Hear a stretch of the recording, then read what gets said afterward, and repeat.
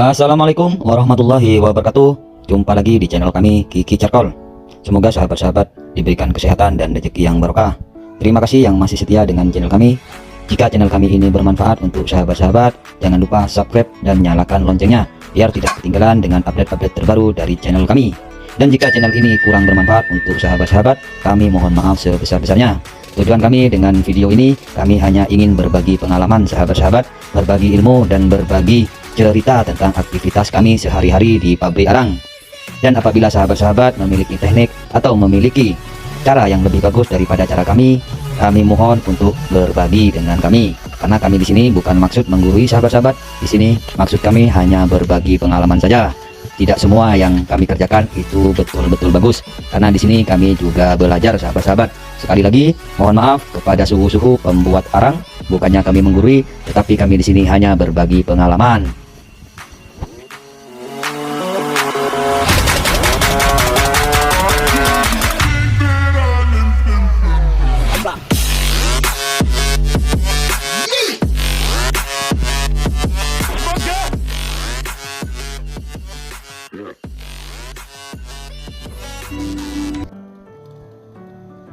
Alhamdulillahirrabbilalamin.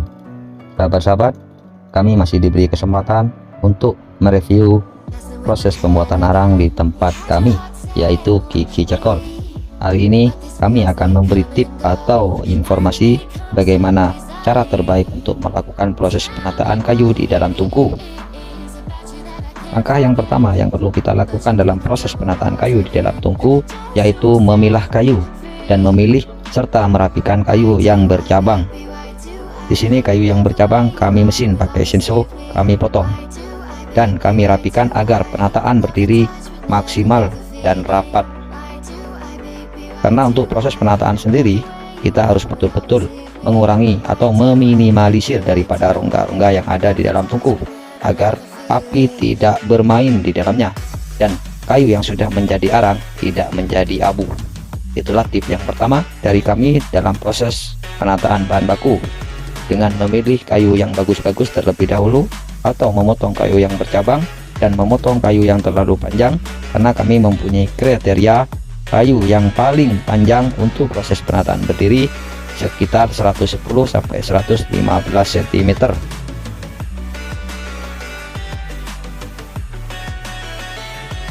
Setelah kayu penuh di atas argo, maka disinilah kami akan potong sahabat-sahabat dengan ukuran kurang lebih sekitar maksimal 15 cm. Karena untuk tinggi yang ideal dalam proses penataan kayu berdiri dengan ukuran 110 sampai 115 cm. Karena apabila kayu terlalu panjang untuk diberdirikan, maka umpan tidak akan maksimal. Untuk panjang kayu kurang lebih sekitar 110 sampai 115 cm. Ini berlaku di tungku kami dengan model kereta api sahabat-sahabat. Kami merekomendasikan dengan tungku yang bermodel seperti tungku kami atau di tempat kami Kiki Charcoal. Dan apabila model tungku sahabat-sahabat tidak sama dengan tungku kami, maka kami juga belum paham dengan kriteria kayu yang berdiri ukuran yang ideal. Jadi di sini apa yang kami sampaikan adalah apa yang kami lakukan di tempat kami, karena kami berbagi informasi atau tip seputar kegiatan proses pembuatan arang di tempat kami yang telah kami lakukan atau kami kerjakan sahabat-sahabat dan sudah kami praktekkan. Di sini juga kami bukan bermaksud menggurui, kami hanya berbagi informasi sahabat-sahabat. Ini adalah proses penataan di tempat kami. Setelah kami menata kayu berdiri, maka rongga-rongga di atas kami tutupi dengan potongan-potongan kayu kecil atau sisa arang atau kayu mentahan sehingga betul-betul rapat. Untuk lantai sendiri di tempat kami yang kami tata hari ini menggunakan lantai semen sahabat-sahabat. Ini percobaan yang kedua kalinya, karena untuk tungku selain ini masih menggunakan batu bata dan tanah liat. Dan di sini tungku kami sudah modifikasi dengan menggunakan semen.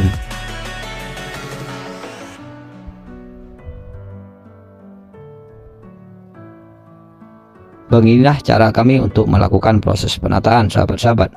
Tolong jangan di skip karena kami akan berbagi tip kayu seperti apa yang pantas atau tatanan seperti apa yang menurut kami itu maksimal. Satu persatu kami letakkan kayu dan kami berdirikan. Di sini kami sampaikan sebelumnya, kami betul-betul memilih kayu yang tidak terlalu bengkok dan tidak bercabang, sehingga dalam proses penataan berdiri betul-betul maksimal.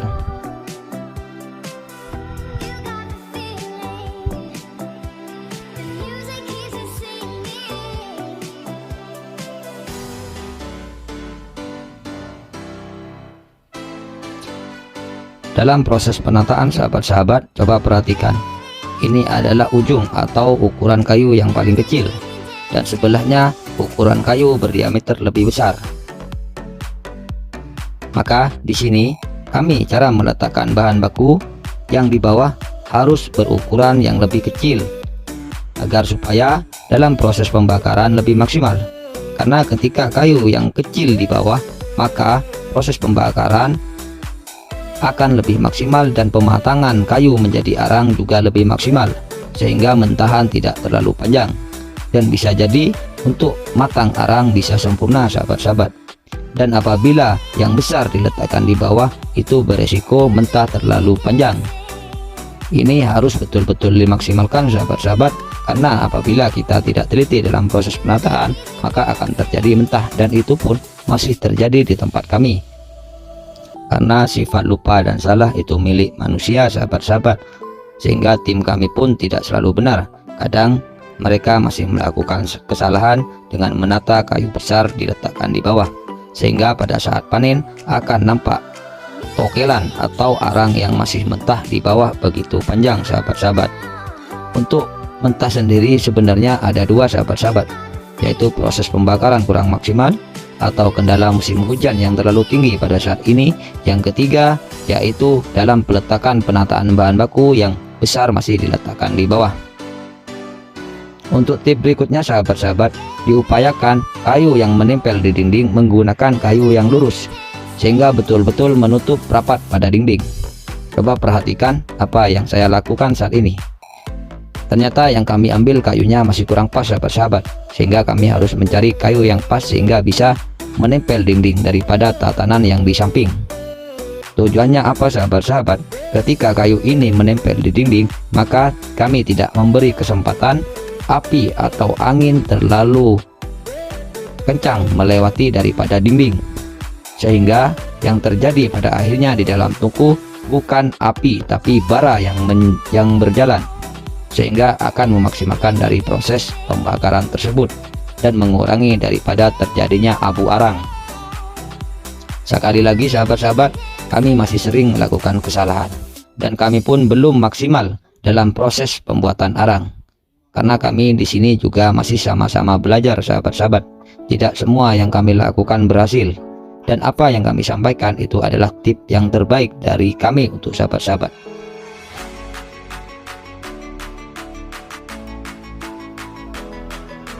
Seperti itulah sahabat-sahabat cara kami menata. Kami mohon maaf apabila ada kesalahan dari penyampaian kata kami atau teori kami dan praktik kami kurang maksimal untuk sahabat-sahabat. Untuk selanjutnya, biar tim kami yang melanjutkan daripada proses penataan ini. Saya sudah cukup capek sahabat-sahabat. Mungkin itulah video hari ini dari kami dalam proses penataan arang kayu atau penataan kayu di dalam toko. Mudah-mudahan bermanfaat. Kami akhiri. Assalamualaikum warahmatullahi wabarakatuh.